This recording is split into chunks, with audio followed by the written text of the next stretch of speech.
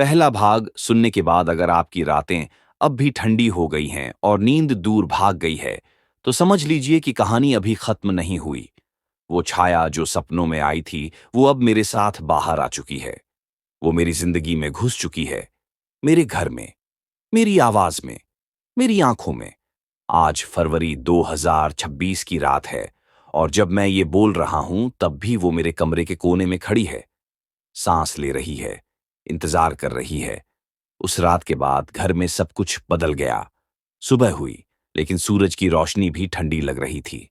माँ ने चाय बनाई, लेकिन चाय में स्वाद नहीं था। पापा चुपचाप बैठे रहे। राजू स्कूल जाने से मना कर दिया। रिया मेरे पास चिपक कर बैठी रही। उसकी छोटी उंगलियां मेरी कमीज पकड़े हुए थीं। वो बार बार पूछती, भैया वो कौन थी, वो क्यों मेरे नाम को नहीं पुकारती। मैं जवाब नहीं दे पाता, क्योंकि मुझे डर था अगर मैंने नाम लिया तो वो सुन लेगी। पहले कुछ दिन हमने सब नॉर्मल करने की कोशिश की। मैं स्कूल गया, लेकिन क्लास में बैठते ही लगा कोई मेरे पीछे खड़ा है। टीचर ब्लैक बोर्ड पर लिख रही थीं, लेकिन मेरे कानों में फुसफुसाहट, बजरंग। मैं मुड़ा, क्लासमेट्स हंस रहे थे। कोई नहीं था, लेकिन मेरी गर्दन पर वो काले निशान अभी भी जल रहे थे। दर्द हो रहा था जैसे कोई अभी अभी दबाकर हटा हो। घर लौटा। शाम को पापा ठेला लगाने गए, लेकिन उस दिन कोई ग्राहक नहीं आया। गली में अजीब खामोशी। पापा बोले, आज कुछ नहीं बिकेगा, चल घर चलते हैं। घर पहुंचे तो सीढ़ियां चढ़ते वक्त लगा कोई पीछे चल रहा है। चर्र चर्र, लेकिन जब मुड़े कुछ नहीं। रात हुई। मैं सोने की कोशिश कर रहा था, लेकिन नींद नहीं आ रही। अचानक लगा कोई दरवाजे के बाहर खड़ा है। घंटी नहीं बजी, लेकिन दरवाजा हल्का सा हिला। मैं उठा, दरवाजा खोला। गली खाली, लेकिन सीढ़ियों पर पैरों की आवाज चर्र चर्र ऊपर आ रही थी। धीरे धीरे। मैंने दरवाजा बंद किया, कुंडी लगाई, लेकिन आवाज रुकी नहीं। वो अब कमरे के अंदर थी। उस रात फिर वही सपना, लेकिन इस बार अलग था। मैं घर के आंगन में खड़ा, रात का गहरा अंधेरा। पापा का ठेला बीच में, लेकिन ठेले पर अब सब्जियां नहीं कटे हुए। सिर मां का सिर, आंखें खुली, जीभ बाहर लटकी हुई। राजू का सिर, रिया का छोटा सा सिर मुस्कुरा रहा है, और बीच में मेरा सिर, मेरी आंखें।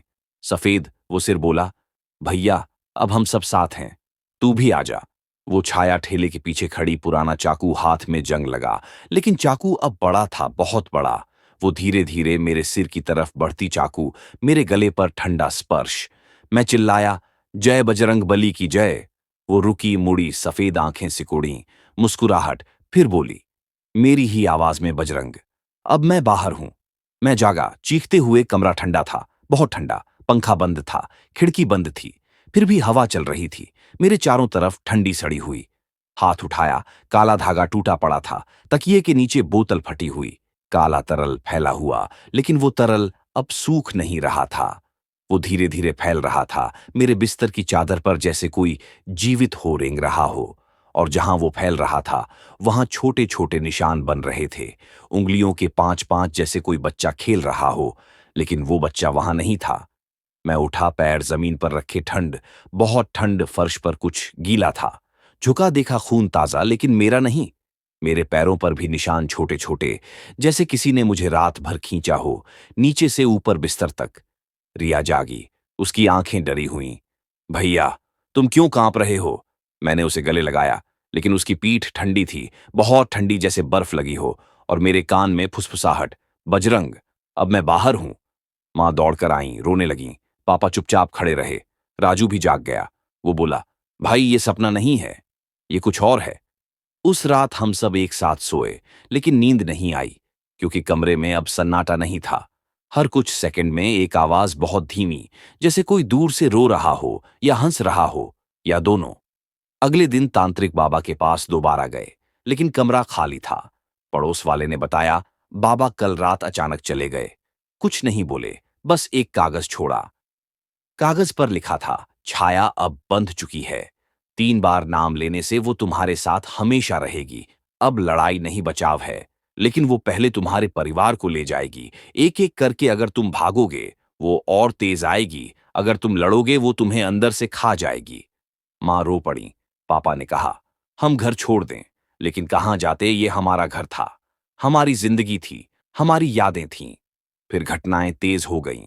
एक रात राजू को नींद में चीख लगी। हम दौड़े, उसकी गर्दन पर काले निशान, वहीं 5 उंगलियां। वो कांपता हुआ बोला, भाई वो मेरे सपने में आई। बोली, तू अगला है, मैं तुझे ले जाऊंगी जैसे मैंने तुम्हारे दादाजी को लिया था। दूसरी रात मां को बुखार चढ़ा, वो बड़बड़ा रही थीं, सावित्री मुझे माफ कर दे, हमने कुछ नहीं किया, वो दादाजी की गलती थी। मैंने पूछा। मां ने आंसुओं में बताया, तुम्हारे दादाजी ने सावित्री को गलत किया था, झगड़े में वो गली में ठंड से मर गई बच्चे सहित, और अब वो बदला ले रही है, वो हमें खत्म करना चाहती है। रिया सबसे ज्यादा डर रही थी। वो रात को मेरे पास सोती, लेकिन एक रात वो जागी, बोली, भैया वो मेरे कान में बोल रही है, कह रही है, तू मेरी बहन बन जा, मैं तुझे ले जाऊंगी जहां कोई दर्द नहीं होगा। मैंने फैसला किया, घर में हनुमान जी की मूर्ति रखी, रोज सुबह शाम जाप किया, लेकिन वो काम नहीं कर रहा था। साल बीतते गए, 2005 आया। मैं बड़ा हो रहा था, लेकिन छाया नहीं जा रही थी। अब वो दिन में भी आती, आईने में मेरी आंखें एक पल के लिए सफेद हो जाती। फोन पर अननोन नंबर से कॉल आता, उठाता तो सिर्फ सांस ठंडी लंबी, जैसे कोई मेरे कान में सांस ले रहा हो। 2010 में मैं कॉलेज जाने लगा, लेकिन रातें अब भी डरावनी थीं। एक रात मैंने खुद को रिकॉर्ड किया, सोते वक्त सुबह सुना। मेरी आवाज में कोई और बोल रहा था, मैं जा नहीं रही बजरंग, मैं तुझ में बस गई हूं, हम साथ रहेंगे हमेशा। रिया ने सुना, डर गई, बोली, भैया ये तुम नहीं बोल रहे थे, ये कोई और था। औरत की आवाज थी। 2015 आया, पापा का एक्सीडेंट हुआ, ट्रक ने ठोका। अस्पताल में आखिरी वक्त उन्होंने मुझे हाथ पकड़कर कहा, बेटा वो सावित्री है, वो बदला ले रही है। मैंने कोशिश की बचाने की, लेकिन वो नहीं मानी। अब तू सावधान रहना, वो तुझे ले जाना चाहती है, ताकि हमारा नाम खानदान मिट जाए। पापा चले गए, घर उदास हो गया, मां बीमार रहने लगी, राजू दिल्ली से बाहर चला गया। रिया अब 18 की हो गई, वो मेरे साथ रहती है, लेकिन वो भी डरती है। कहती है, भैया रात को तुम सोते वक्त बहुत अजीब बातें करते हो, तुम्हारी आवाज कभी औरत जैसी हो जाती है, जैसे कोई और बोल रहा हो, और कभी कभी तुम्हारी आंखें सफेद हो जाती हैं। मैं चुप रहता हूं, क्योंकि मैं जानता हूं वो सावित्री अब मेरे अंदर है। अब 2026 है, मैं अकेला रहता हूं।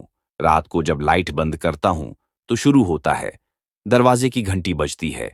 2 से 3 बजे मैं उठता हूं, बाहर देखता हूं, कोई नहीं, लेकिन सीढ़ियों पर पैरों की आवाज चर्र चर्र ऊपर आ रही है।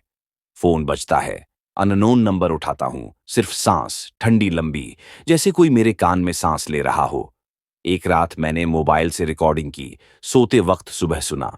मेरी आवाज में कोई और बोल रहा था, मैं जा नहीं रही बजरंग, मैं तुझ में बस गई हूं, हम साथ रहेंगे हमेशा।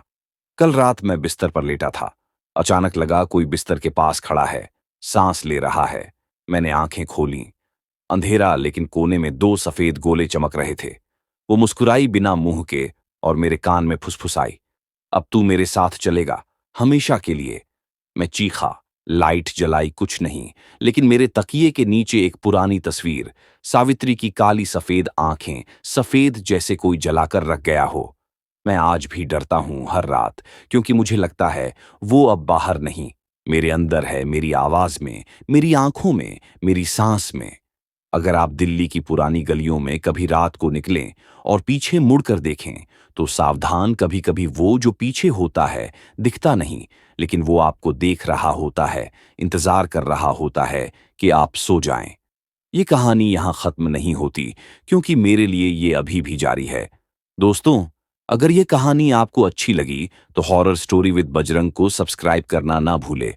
लाइक बटन दबाकर कमेंट में जरूर बताना कि ये कहानी आपको कैसी लगी, क्योंकि अगली बार शायद मैं खुद ना आऊं, शायद वो आए। जय बजरंग बली। है।